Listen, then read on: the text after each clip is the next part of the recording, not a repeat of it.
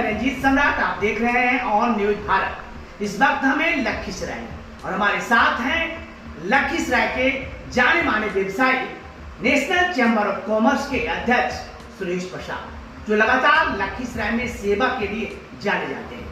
समाज में शांति से सद्भाव का माहौल कैसे कायम हो, कैसे लखीसराय का चहुमुखी विकास हो, इसके लिए सदैव चिंतित रहते हैं। इस बार उन्होंने लखीसराय विधानसभा से यानी आगामी 25 वाले विधानसभा से चुनाव लड़ने का ऐलान कर दिया है। उनके पास क्या क्या घोषणा है, किन मुद्दों के साथ जनता के बीच जाना चाहते हैं, तमाम मुद्दों को लेकर आपसे रूबरू कराते हैं वरिष्ठ समाज सेवी और नेशनल चैम्बर ऑफ कॉमर्स के अध्यक्ष सुरेश प्रसाद जी से। चलिए, क्या कहना चाहेंगे सुरेश जी?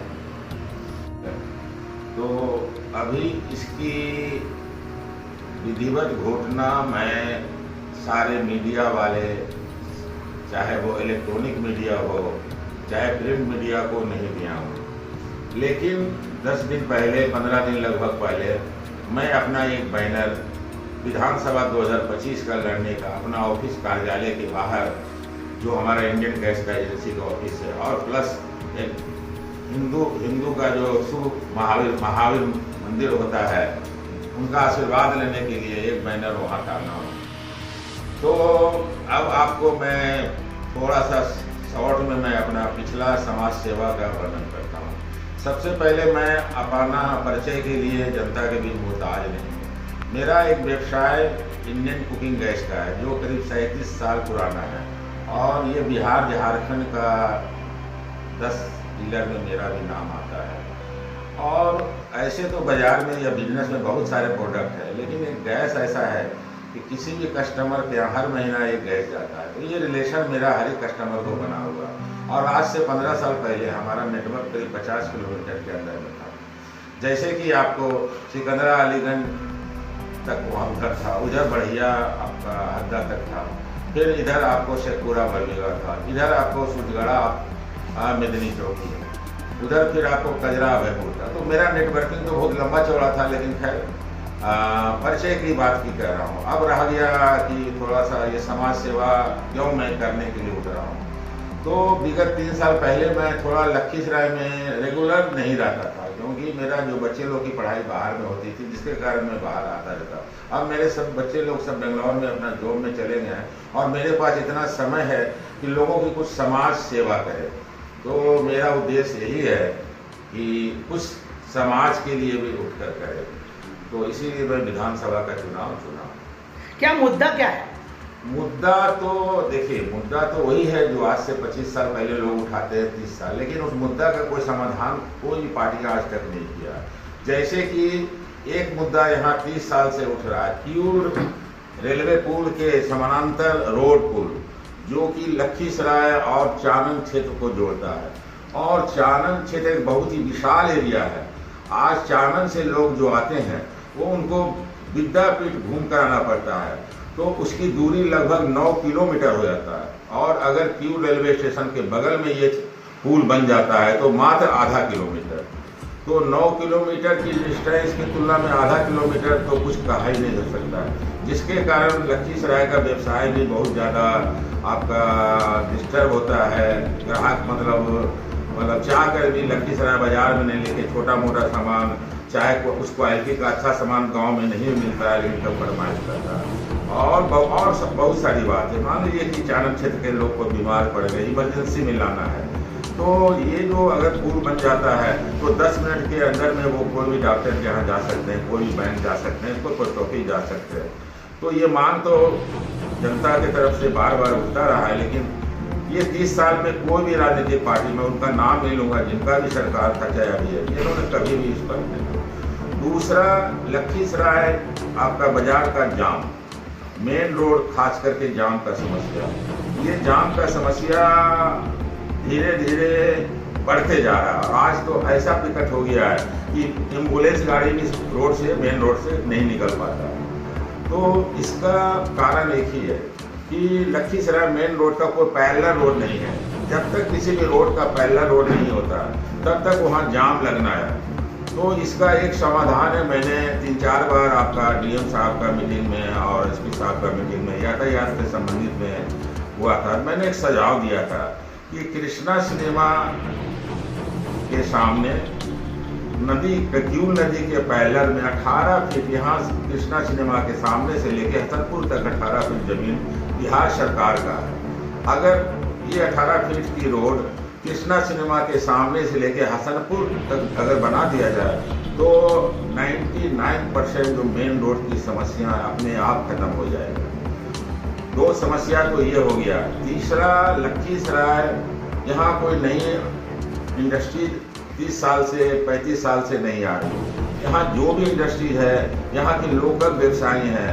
तो एक समय दाल का बहुत फेमस व्यवसाय था, तो एक समय आपका सरसों तेल या अदर तेल का था, फिर इसी तरह चावल का है। तो यहाँ वोल्टेज का बहुत बड़ा प्रॉब्लम है। सप्लाई तो जरूर ठीक हो गया है 10 साल में, यहाँ बिहार का या लखीसराय का सप्लाई ठीक हो गया, लेकिन वोल्टेज फ्लक्चुएशन इतना हो रहा है कि कोई भी इंडस्ट्री 8 घंटा तक लगातार मोटर नहीं चला सकता, यानी मोटर नहीं चला सकता यानी प्रोडक्शन नहीं हो सकता। तो इन लोगों को लाचारी में ब्रेक कर कर के चलाना पड़ता है, जिसके कारण मतलब 8 घंटा में 2 घंटा ही एक रेगुलर वोल्टेज मिलता है। तो ये बहुत बड़ा मार है, इसलिए धीरे धीरे यहाँ इंडस्ट्री लोग और जो है वो भी बंद होना शुरू हो गया है। तो अब तो यहाँ स्मार्ट मीटर लग गया है। स्मार्ट मतलब स्मार्ट, तो जब मीटर स्मार्ट तो फिर आपका सप्लाई स्मार्ट क्यों नहीं? जबकि बिहार का नाम आंकड़ों में बहुत अच्छा आ रहा है कि सबसे ज़्यादा स्मार्ट मीटर और सबसे पहले बिहार में लगा है। तो क्या दिक्कत है? ये छोटी छोटी बात की ग्रिड से प्रॉब्लम है, तो ग्रिड से तो छोटी ग्रिड से, तो ये बहुत ज़रूरी है। सबसे जो कारण है, एक मोटर का दाम 5 लाख रुपया होता है। पहले जो मोटर का वायरिंग होता था बहुत मोटा तार से होता था, अगर वोल्टेज का फ्लक्चुएशन भी होता था तो उससे कोई फर्क नहीं पड़ता था। अभी जितने भी इलेक्ट्रॉनिक चीज़ है, इवन जैसे आपका AC हो गया, फ्रिज हो गया, चाहे जो भी इलेक्ट्रॉनिक सामान है, ये सब पहले वाला स्टाइल में मोटा तार का नहीं रहता, बड़ा सॉफ्ट तार रहता है, रेशे की तरह रहता है, और इसको वोल्टेज फ्लक्चुएशन बर्दाश्त नहीं कर सकता। हाँ ठीक है, अगर 220 का वोल्टेज है तो ये इसको करना जरूरी है। और एक समस्या मैं बार बार हमारा मैनिफेस्टो में भी कहा हुआ है, जो 1 2 3 लगभग मैं बता चुका हूँ। इसमें एक समस्या और भी है, लड़कियों लोग की स्वास्थ्य और लड़कियों लोग की शिक्षा। तो यहाँ लखीसराय का सबसे पुराना और सबसे ज़्यादा संख्या वाला स्कूल है Durga girls school. Durga girls school में 2 पार्ट का स्कूल है, एक मध्य विद्यालय है, एक हाई स्कूल है। ये आपको हमको लग रहा है, हम तो जब यहाँ पढ़ रहे हैं तब से, यानी 50 साल से उस स्कूल को भी देख रहे हैं, बॉयज स्कूल में पढ़ा हूँ। बिल्डिंग की स्थिति तो मैं जब से पढ़ रहा हूँ, 50 साल से उधर जा रहा हूँ, तब से खराब देख रहा हूँ, लेकिन 15 साल 18 साल पहले स्थिति इतना गंभीर हो गया। और 1-2 बार तो क्लास चलते हुए ऊपर से वो छत से वो गिर गया। वो भगवान का देन है कि नुकसान तो हुआ लेकिन बहुत ज़्यादा नहीं हुआ। और इसको नगर पालिका और इसका जो भवन निर्माण है, इसको आपको अति घोषित कर दिया, इंग्लिश में या हिंदी में जो भी कहता है इसको परित्यक्त कर देता है। तो इस बिल्डिंग को मतलब अगर कोई तरह का घटना घटती है तो इसमें आपको भवन निर्माण या नगर पालिका का कोई नहीं, सारा इस स्कूल को चलाने वाला संस्था पर। तो यहाँ पर लोकल लोग भी बहुत प्रयास किए, दालपट्टी के बहुत सारे लोग हैं जो कि चाहते थे कि नहीं स्कूल चले, लेकिन यहाँ किसी पर कानून पर जू नहीं लेगा। तब अंत में फिर अंतोगत हुआ, फिर 1-2 बार और घटना घटा जब गिरने का, तब इसको प्रशासन ने ये आपका KRK मैदान में वो KRK स्कूल का कुछ साइंस बिल्डिंग है जिसमें मात्र 3-4 इनको आपका कमरा दिया गया। तो उस कमरे की है, मान लीजिए कोई कमरा है 14x10 है, कोई 18x10 है, लेकिन एक क्लास में यहाँ नंबर और स्टूडेंट 300 है। तो 300 स्टूडेंट, एक तो पहले डबल शिफ्ट में चलती है स्कूल, ये सुबह में एक चलता है 6 बजे से लेके चलता है 12 बजे के आसपास, फिर 12 से 4 है। तो सबसे पहले तो ये सूटेबल नहीं है, ठीक है। 6 से 12 का समय तो ठीक है, अब 12 से जो 4 का जो टाइमिंग है वो लड़कियों के लिए सूटेबल नहीं है। उसमें बहुत सा छोटी लड़कियां भी हैं क्लास, मतलब वो क्या है कि वो मिडिल स्कूल की लड़कियां हैं, और घर में बहुत तरह का गांव से भी आती है, घर में खाना भी बनाना रहता है, वो टाइमिंग, और वो कहीं बैठ ही नहीं सकती है, सांस लेना तो दूर की बात है, बैठ नहीं सकती है, सांस नहीं ले सकती है। मैंने उस स्कूल में को भी जाके देखा, और मेरे पास भी, चूँकि मैं नेशनल चैम्बर ऑफ कॉमर्स का अध्यक्ष हूँ, तो हमारे पास भी बहुत सारी यहाँ के लोगों का चिट्ठी आया, और मैंने इसको शिक्षा विभाग में भेजा है कि अगर लड़कियों का विकास चाहते हैं तो खाली शिक्षा नहीं कीजिए, पहले शिक्षा का स्थान सही कीजिए जहाँ के टीचर आके पढ़ा सके। एक टीचर 300 स्टूडेंट को कितना किस तरीका से, ऐसा तो कोई मतलब ऐसा कोई गणित नहीं है कि एक बार में 300 स्टूडेंट को पढ़ा सके। तो यही है, बाकी तो बहुत मुद्दा है जो ग्रामीण क्षेत्र का है, जैसे हमारा हलसी ब्लॉक में है, रामगढ़ ब्लॉक में है। सर एक सवाल आपसे मेरा सीधा है कि आपने दुर्गा गांधी स्कूल के जर्जर भवन के बारे में उठाया। इस संदर्भ में स्थानीय सांसद विधायक लगातार लंबे अरसे से यहाँ के प्रतिनिधित्व कर रहे हैं, किसी ने कोई संज्ञान नहीं लिया, आपके जेहन में कैसे है? देखिए, ऐसा है कि वो स्कूल जो है वो ऐसा मेन रोड पर है। मैं अगर आज से नहीं, पहले तो मैं आज से 50 साल पहले मैं स्टूडेंट था बॉयज स्कूल दुर्गागढ़ का, और बॉयज स्कूल दुर्गा का था, तब भी देखता था। उस समय भी खराब मतलब स्थिति था, लेकिन देखते देखते अभी भी जब भी मैं जाता हूँ, जिला जाता हूँ, कोई भी ऑफिस, सारा ऑफिस उधर ही है। तो बाहर से ही लगता था कि वो बिल्डिंग लगता था कि अब गिर जाएगा। तो इस चीज़ को और बार बार मोहल्ले के लोग हैं, चाहे यहाँ के समाज से भी हमारे पास, तो हमने इस चीज़ को शिक्षा विभाग में बना के बैठा। और जहाँ तक फंड की बात है, हमको जहाँ तक ऊपर से जानकारी मिला है कि 60 या 65 लाख के आसपास फंड भी आपका अलॉट हो चुका है।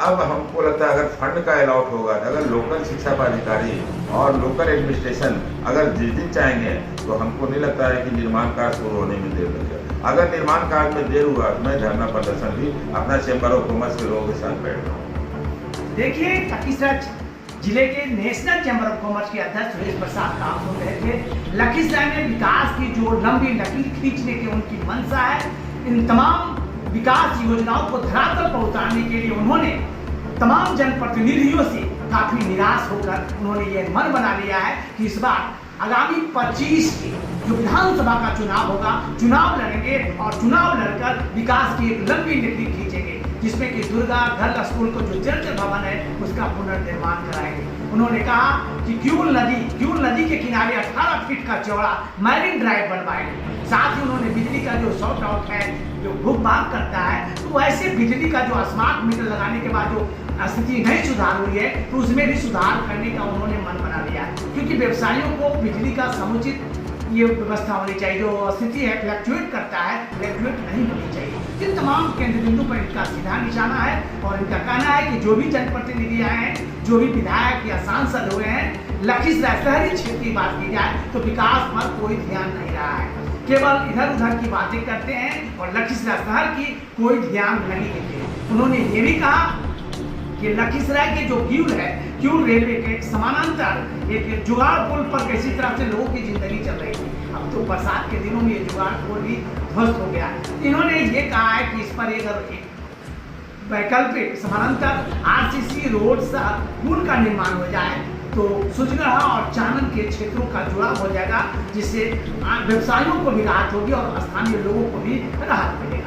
इसके लिए उन्होंने कई बार पहल भी किया है और कई बार बात भी किया है। लेकिन मैं सुरेश जी बता देना चाहूँगा, इसके लिए डीपीआर भी पास हो गया है, संभवतः कुछ दिनों में ये पुल बन जाएगा। क्या कहना चाहेंगे इसमें? देखिए, अखबार में आना और धरातल पर आंदोलन बहुत फर्क है। मैंने अपने 50 साल के इतिहास में बहुत सारे इसमें जब तक यहाँ के लोकल जनता, लोकल विधायक, लोकल एमपी अगर इस पर नहीं करेंगे तो डीपीआर बनने के बाद भी 2-4 साल खींचा जाता है, 5 साल। ऐसा डीपीआर बहुत बना हुआ देखें और आप भी अपने अपना कार्यकाल में या फील्ड वर्क में बहुत देखे हैं कि बहुत चीज़ का डीपीआर बन गया। डीपीआर के बाद फॉलो होना जरूरी है। हाँ, तो बिल्कुल बहुत बड़ी बात इन्होंने कहा है कि डीपीआर बनना कोई बड़ी बात नहीं है। डीपीआर मैं बहुत दिनों से बनते देखा हूँ, सुनते देखा हूँ। जब तक धरातल पर नहीं उतर जाता तब तक ऐसी डीपीआर पर कोई विश्वास नहीं करेगा, क्योंकि ये सपना वर्षों से देखा जा रहा है। लखीसराय के नागरिकों का सपना है। कई बार इसकी मिट्टी जांच हुई, कई बार सड़क बनने की बात किया गया और केवल चुनाव के दिनों में ही डीपीआर बनता है और इस तरह के सपने दिखाए जाते हैं। ऐसा कहना है सुरेश प्रसाद जी का। इनका कहना है कई बार नेता आते हैं और बड़े बड़े सपना दिखाते हैं और चुनाव के बाद भूल जाते हैं, लेकिन मैं शहर का बेटा हूँ और शहर की बात सोचता हूँ, शहर के विकास के लिए लंबी लकीर खींचने की बात करता हूँ। और इसी उद्देश्य से उन्होंने आगामी 25 में होने वाले विधानसभा चुनाव में चुनाव लड़ने का शंखनाद कर दिया है। क्या अपील करना चाहेंगे जनता से? अंतिम जनता से बस यही अपील करना चाहता हूँ, आप किसी भी वोट दें उसको देख लें। सबसे पहले मेरा हमेशा फोकस रहता है शिक्षित, वो जब भी आप शिक्षित आदमी को ही वोट दें, ये पैरामीटर हमेशा बना के रखिए। अगर शिक्षित आदमी का सोच हमेशा शिक्षित पाया जाता है। तो बिल्कुल आप अपने दलगत राजनीति से ऊपर उठकर जो समाज की सेवा करता हो, समाज के बारे में सोचता हो, समाज के एक नया आयाम खड़ा करना चाहता हो, वैसे लोगों को ही चुने। क्योंकि कई दल के लोग आए हैं, जो राजनीतिक दल है, राष्ट्रीय पार्टी, गैर राष्ट्रीय पार्टी, क्षेत्रीय पार्टी, तमाम लोगों को लखीसराय के शहरी क्षेत्र के लोगों ने वोट दिया। लेकिन लखीसराय के लोगों के लिए तमाम राजनीतिक दल के लोगों ने ठगने का काम किया है, और इसी को लेकर के उन्होंने एक आवाज बुलंद किया है और कहा है कि जब तक आप लखीसराय के विकास के बारे में नहीं सोचेंगे, तब तक हम झंडा बुलंद करते रहेंगे और आगामी विधानसभा चुनाव 2025 में शंखनाद करेंगे, ताकि लखीसराय के विकास की एक लंबी लकीर खींचा जा सके। देखते रहिए ऑन न्यूज़ भारत।